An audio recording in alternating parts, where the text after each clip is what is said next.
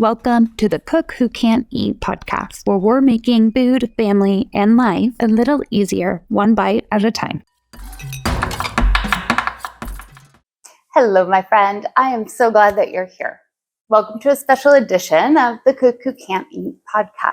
I want to welcome you, tell you where I've been, why, and what's next. So first and foremost, welcome to season 2. Well, really just the continuation of the Cook Who Can't Eat podcast. I wasn't sure where this whole podcast journey was going to take me, and although I'm not a blip on any radar quite yet, it has been really wonderful to share parts of my life with you and to be a part of your life. I'm really excited about everything we've got coming up next, but before I get into that, I want to tell you where I've been. I've been avoiding you. I've been avoiding you because I wanted to avoid me, and the only way I could avoid myself was by avoiding you. Does that make sense? Clear as mud, right?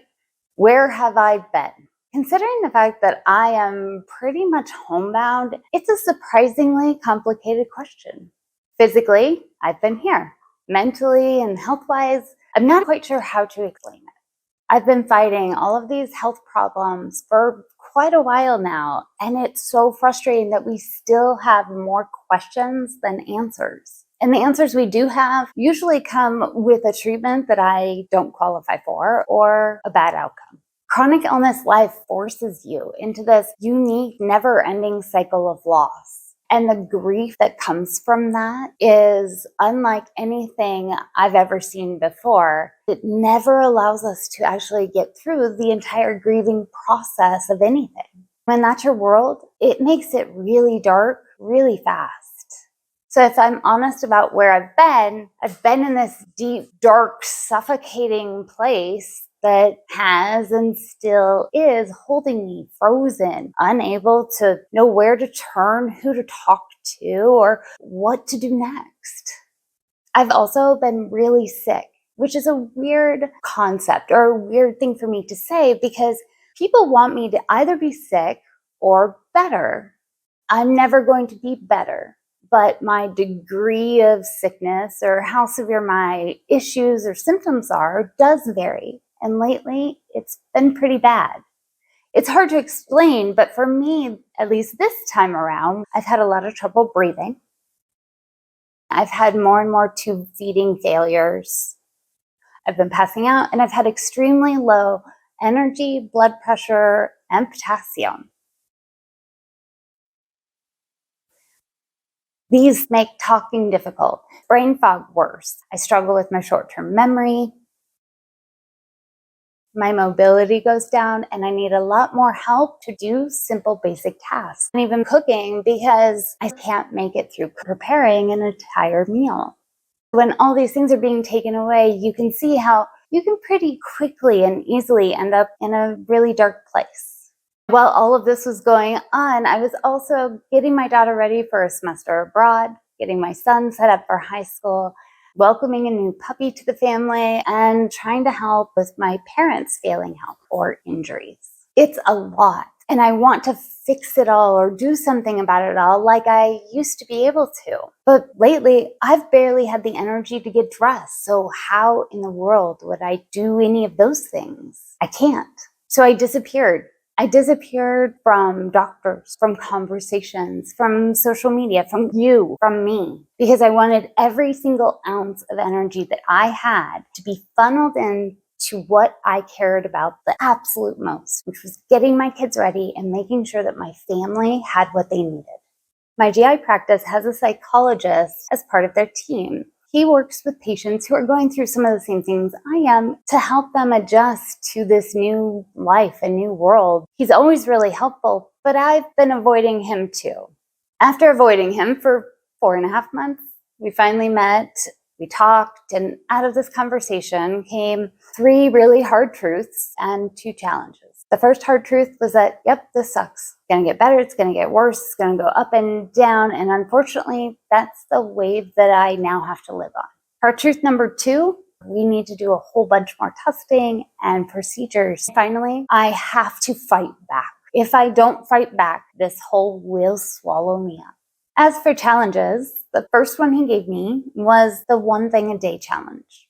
Every day, give myself one thing, one to do. If I do that one thing, my day's a success. Doesn't have to be complicated. It can be as simple as getting out of bed or brushing your teeth. It doesn't matter, but it can only be one thing. Keep track of all the days that you succeeded with your one thing a day. Those successes will start building up in your brain and they will help you fight back.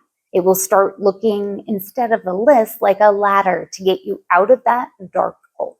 The second challenge was to get back on here and keep talking. Share my story. Not just my story of how I got sick or how I parent, but all of it. The good, the bad, the scary, the vulnerable, this mental health side of chronic illness that most people don't ever see.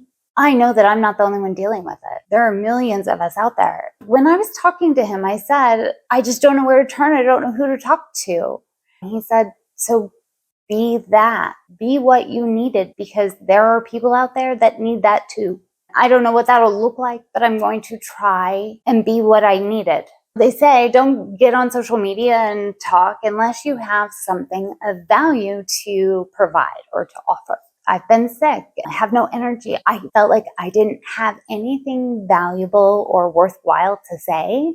I'll be the first one to tell you that most of the time I do feel worthless. But I'm pretty sure I'm not the only one that feels like I'm not doing the right things or doing enough. If you're living this life or you're watching someone you love live this life, you're going to feel this way. But you don't have to do it alone. All this leads to the final question of what's next. Some things are going to stay the same. Some things are going to change. Still going to be talking about the practical side of parenting, cooking, and chronic illness life. Going to continue the Cook Who Can't Eat podcast, as well as the Chronic Illness and Disability 101 series. And we're going to continue finding and sharing ways to save time, energy, and money so that we can all use those limited resources on the things that really matter. Some things have to change. New podcast episodes are going to drop every Tuesday.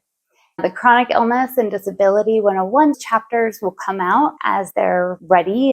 You're also going to start seeing a lot more cooking videos. Rather than short reels where I just kind of jump through it, it'll be a more long form video where you can really see the step-by-step process. I do have 2 topics or 2 series that I want us to do.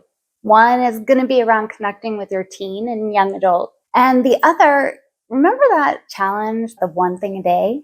We're going to start doing that together. Every day on stories, I'll tell you what my one thing is and whether or not I did it. Sometimes that one thing can feel like you're climbing Everest. So maybe if we do it together, if we hold each other accountable, maybe it'll be a little easier.